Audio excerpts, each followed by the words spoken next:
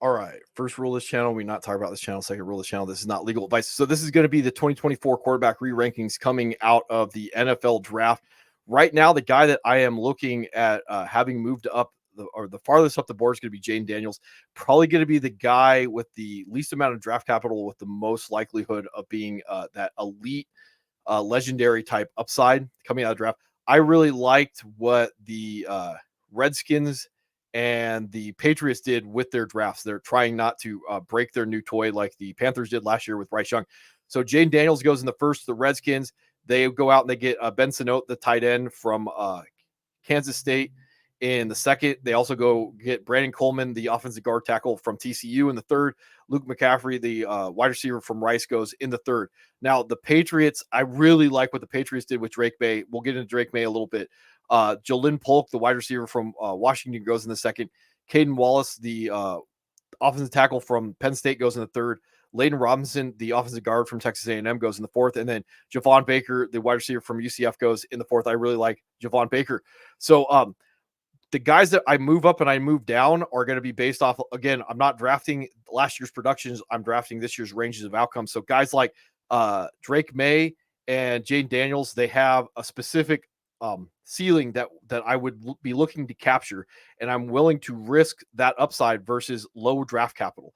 So if I bring up last year in my main money league, I brought in Kenny Pickett to be my starting quarterback.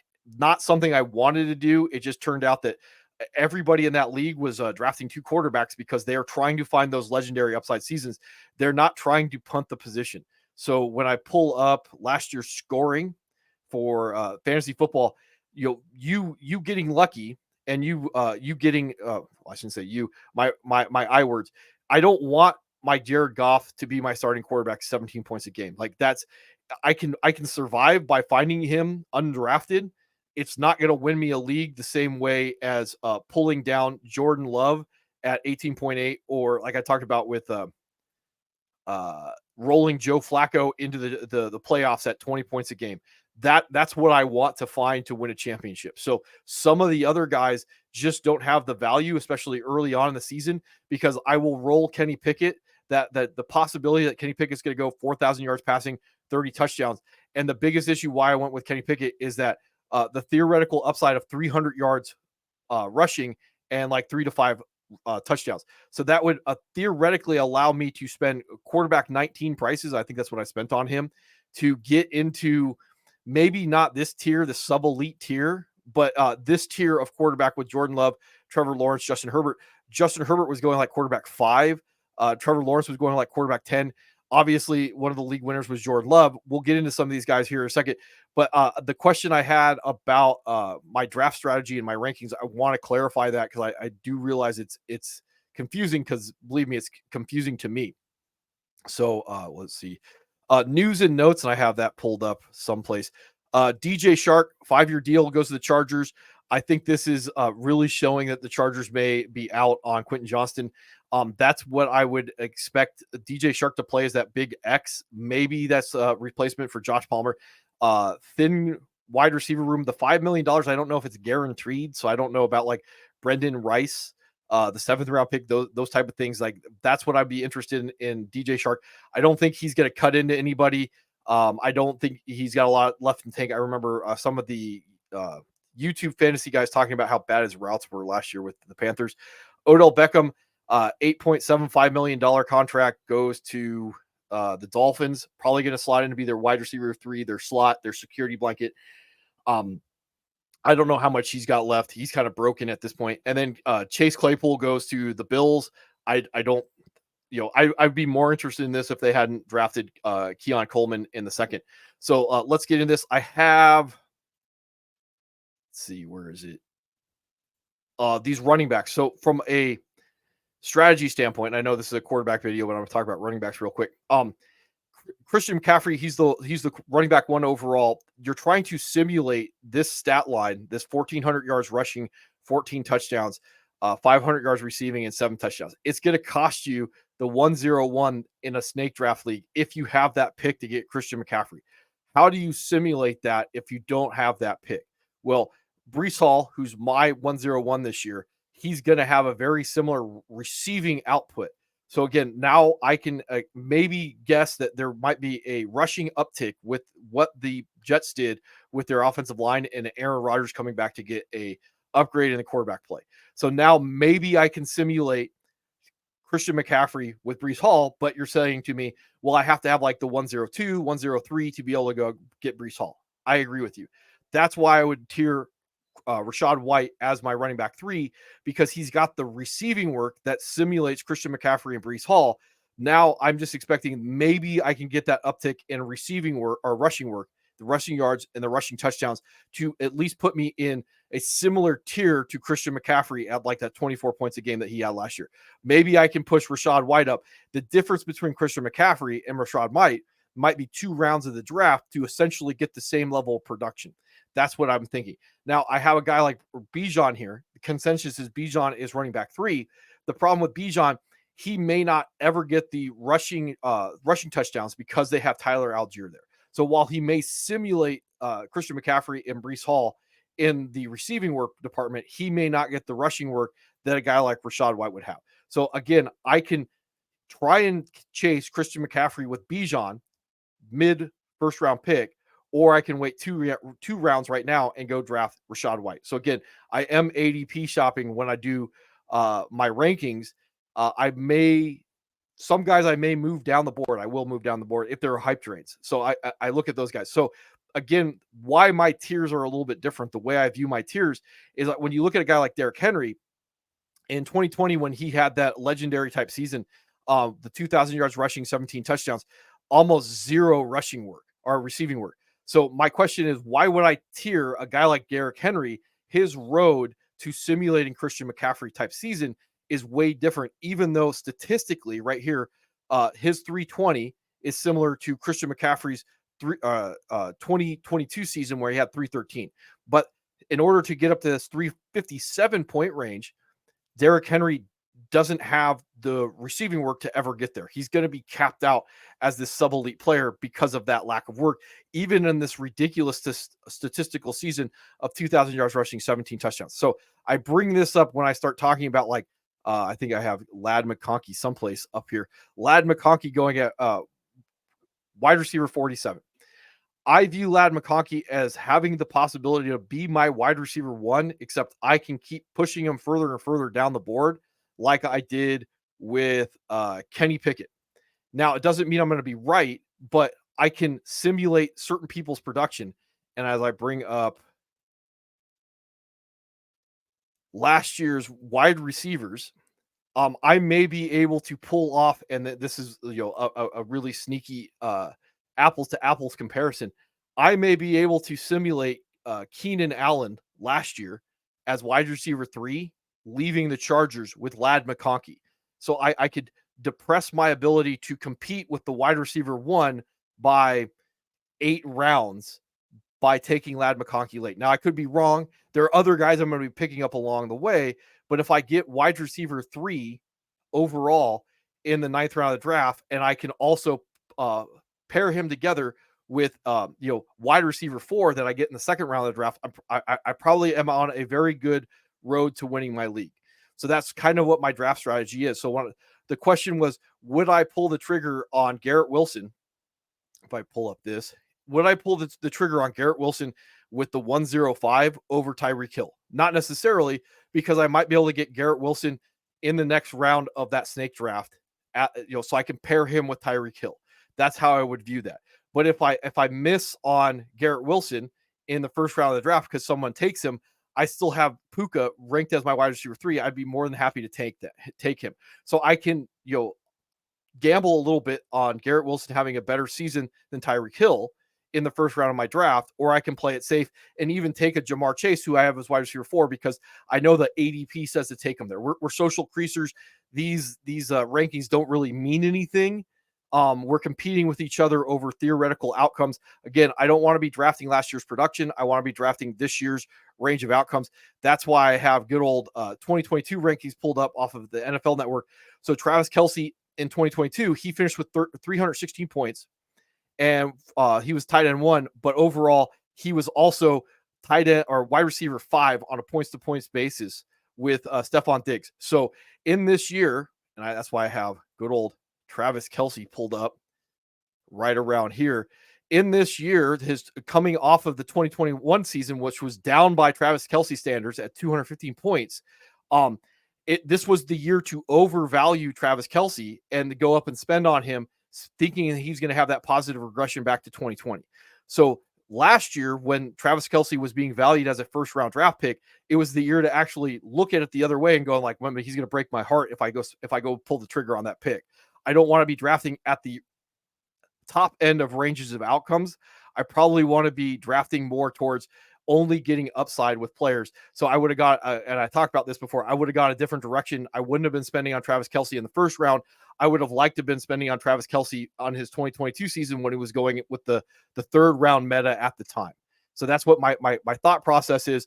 I can drive certain guys' value down and down and down and down and get return on investment. So Dak Prescott, this 2019 season, I specifically remember one of the guys in my leagues looking at us going like, what are you doing? You don't have a quarterback. It's the 11th round of the draft. And I pulled the trigger on Dak Prescott and got quarterback 2.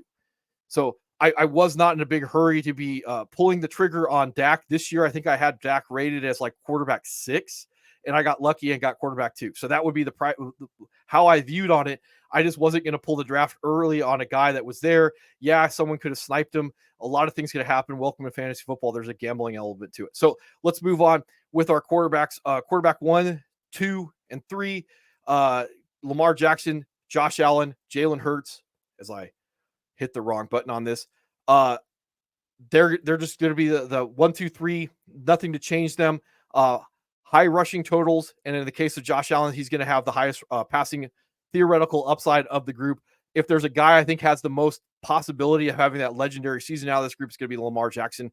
If you can get that positive regression in the passing game and he can be relatively consistent with his rushing work. Moving on to the sub-elite tier, I moved Patrick Mahomes up to 4. That's primarily based off the Xavier Worthy pick. I think that's going to move his over-under line closer to 4,500 yards and 30 touchdowns. So, again, I would be moving him up. Again, all these 3 guys, Joe Burrow, quarterback 5, Dak Prescott, quarterback 6, are going to have some nimbly-bimbly to them and theoretically part of a higher volume passing offenses. That's why I have them here. Again, from a fantasy perspective, I view all these 3 guys as the same guy. They have the same ability to simulate the same stat line at the end of the year. So Joe Burrow coming off of an injury, you're looking at Dak's 351. And I could definitely see that Patrick Mahomes is going to be a lot closer to this, 4,500 yards, 36 touchdowns to go along with 242 rushing and 2 touchdowns. Same guy. Now I moved Dak Prescott down because they didn't go out and get a running back. And I'll just say from a football perspective, the fact that I don't know how balanced this team is going to be it may put too much pressure on Dak. And, I don't know how much I really trust Dak to be a good football player personally. All right, this tier, guys. So when I talk about simulating outcomes of players, Kyler Murray, quarterback 7, Anthony Richardson, quarterback 8, Jayden Daniels, quarterback 9. I see these guys as basically being the same guys as Lamar Jackson, Josh Allen, Jalen Hurts. The difference is, they're going to be more volatile, but the good news is I get to compete with the guy that's willing to spend quarterback or the 18th overall pick right here, Josh Allen, the consensus quarterback 1. If someone wants to go get Josh Allen, they're going to spend the second pick of the draft. Now I can pivot and I maybe get a Garrett Wilson that I would be more interested, my wide receiver 2, and that same range that somebody else would have to go get Josh Allen. And then I could depress the value of my quarterback as far as humanly possible to potentially go find my Jayden Daniels because it's the same guy to me. Right. So again, if I'm spending the 18th overall pick on Josh Allen, I would probably rather go spend the quarterback 18th pick on Jayden Daniels to possibly get the same amount of statistical outcome. So in this case, Josh Allen finished last year with 410 points. Yes. Is it within the range of possibilities, range of outcomes that Jayden Daniels can have 410 points? Yes, I think that's possible because of the rushing upside. And I have some of these guys pulled up, the rookies, if I can find them. Jayden Daniels. So his final year at LSU, he had 1,100 yards rushing and 10 touchdowns. I don't think that's going to be an apples to apples translation from college to the NFL. but I do think that part of that will translate over. So maybe 600 yards, 5 touchdowns, we could say is the over under line on Jayden Daniels. And I think like 26 touchdowns, probably like 24 touchdowns. That's going to put you very similar boat as Lamar Jackson's 2023 season.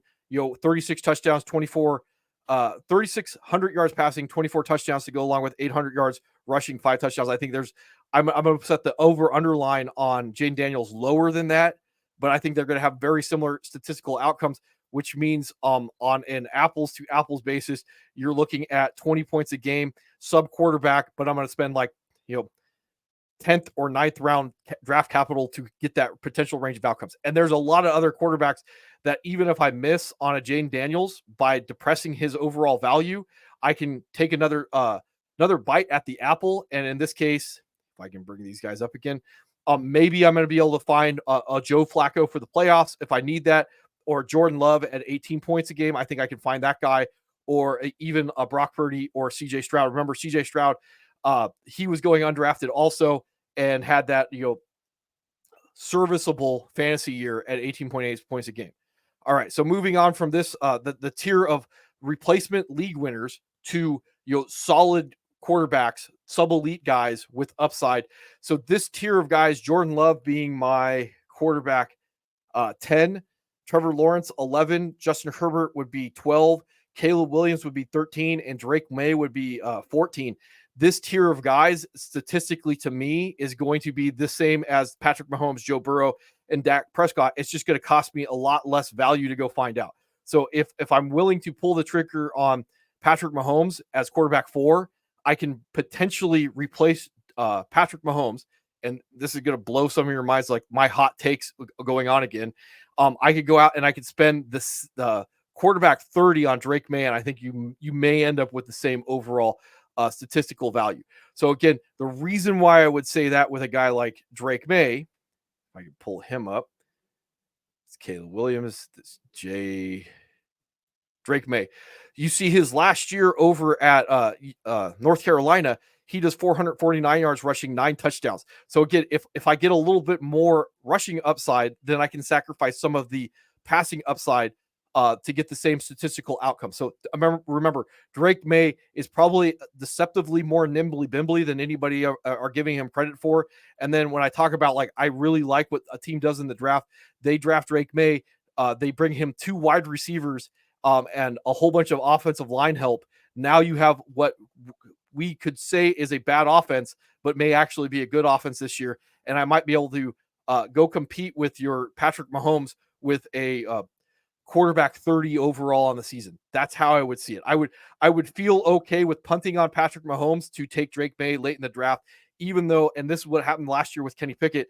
I dumped Kenny Pickett after week 1 and picked up Kyron Williams. You're going to need to have those guys that you can kick off your roster to go attack the waiver wire, and a quarterback's the easiest replaceable position out of them all. So again, from last year's perspective, when I look at Patrick Mahomes and finished quarterback 8, I would have been better off, taking Jordan Love off the waiver wire in week 1 than spending on Patrick Mahomes quarterback 4. Now this year, last year I was expecting Patrick Mahomes to be a bust. This year I'm expecting Patrick Mahomes to be in a sub elite category.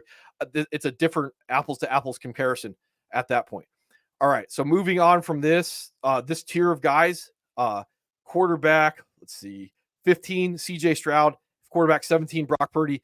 And again, with this one, I don't see the rushing upside. I have CJ Stroud pulled up right here. In college, he was not a rusher at all. So this 1 year sample size that we have of CJ Stroud, 3 rushing touchdowns to go along with 167. It's not something he did in college, not something I'm expecting him to go forward on. If I'm just expecting that jump in passing yardage and passing touchdowns, high end range of outcomes, like maybe Dak, 4,700 yards passing, like 40 touchdowns. That's how high I would have to get, considering that last year in the NFL, the passing yardage leader was Tua, and the passing touchdown leader, if it'll work, was I think it was Dak at 36. Right there. So like he would have to take a step forward and lead the league in both passing yards and passing touchdowns without an improvement in the rushing yards to move into that sub elite category. That's why the bigger thing behind all of this is when I go look at Fantasy Pros and I go, CJ Stroud is going at quarterback 5. In order for me to have a sub elite top end range of outcomes, I have to spend quarterback 5. At that point, I might as well take your Patrick Mahomes slightly earlier, or risk the upside of an Anthony Richardson, a Jayden Daniels, or a Kyler Murray relative to your CJ Stroud without the rushing upside. And it's the same thing with Brock Purdy. I understand some of these guys are going to have the safety of picking these picks, like Brock Purdy. If I take him at quarterback 12 and I'm just like, I'm not going to think about that, that's fine.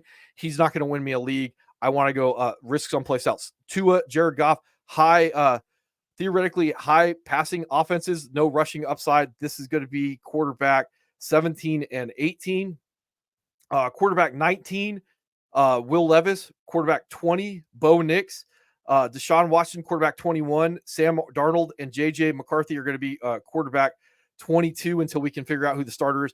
Both McCarthy and Darnold are going to have a deceptive nimbly bimbly. JJ McCarthy, there was some design rushing work when he was at Michigan. Again, the Michigan offense is not the greatest to translate over because of how run heavy they were. I do like the offense. I do like JJ McCarthy. If he is the starter, I also don't mind Sam Darnold. If he is the starter, having more upside than some of the other guys in the list. Will Levis, I think, does have the ability to have a higher volume passing season, a little bit of deceptive nimbly bimbly. Bo Nix, and I have him pulled up if you're a little bit curious about him.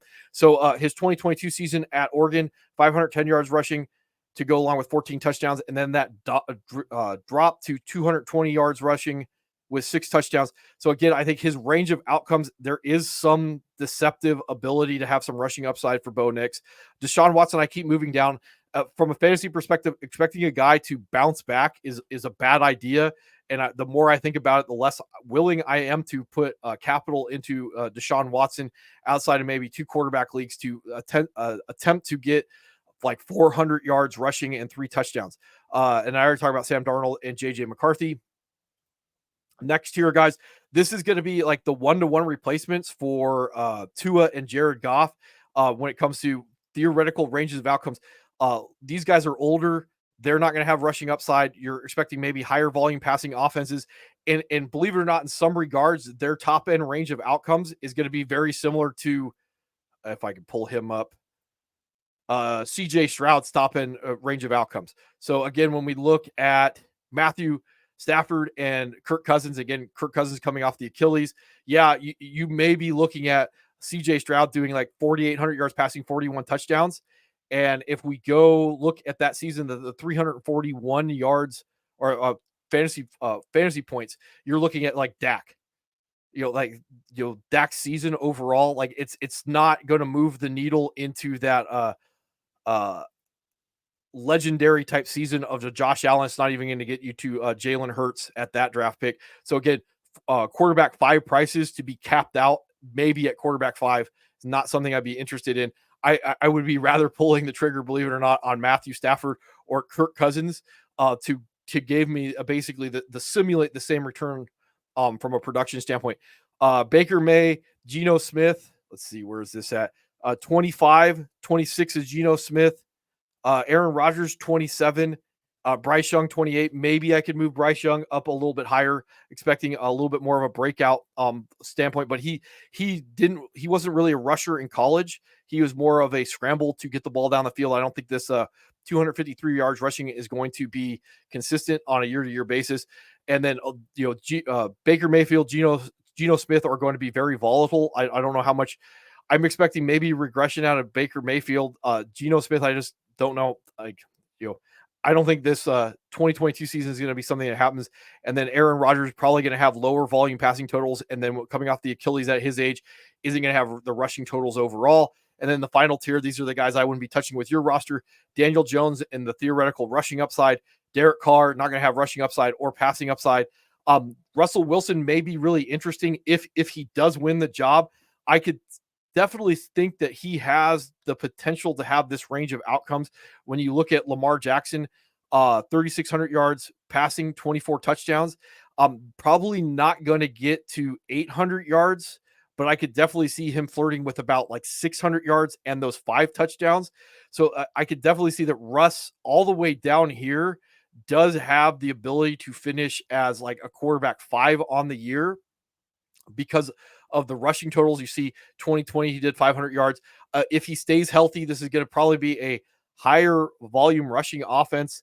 He did in 15 games, 341 and 3 touchdowns. So yeah, I could definitely see the high end of his range of outcomes being about 500 yards rushing, 5 touchdowns to go along with 3,600 yards passing, 26 touchdowns that he had last year. Yeah, there is some sneaky league winner in Russ going to Pittsburgh, and especially in 2 quarterback leagues, I would be looking at that, safer floor to ceiling, especially at that value. Justin Fields is going to have some value if he wins the job. Raiders low volume run or low volume passing offense is going to be like heavy run, and neither of these guys are going to necessarily have the rushing ability. And I think I want to talk a little bit. So Caleb Williams, why the reason I have him up this high, because I skipped over this already, so is how prepared I am. With Caleb Williams, you see that his rushing yards went down, even though his rushing his touchdowns went up, and that's going to be really difficult. He's a guy that does scramble more to get the ball down the field. He may get his number called in the red zone. I think there is the possibility with Caleb Williams that he could bounce up into this tier of quarterbacks, even as a rookie. Let's see. Jayden Daniels already talked about, Drake May, Bo Nix, JJ McCarthy, and then Michael Penix, to give an idea. Not that Michael Penix is fantasy relevant this year, but you could see a guy coming out of college that just hasn't been a rusher and expecting that he's going to magically turn around and become a rusher at the NFL level. And that's with a guy that did 4.58 in the combine. So just because a guy has good athletic measurables does not necessarily mean that he's going to start running down the field. So that's one of the things I would talk about overall. So I think that's about all I got for today. And hopefully I'll get the tight ends done tomorrow.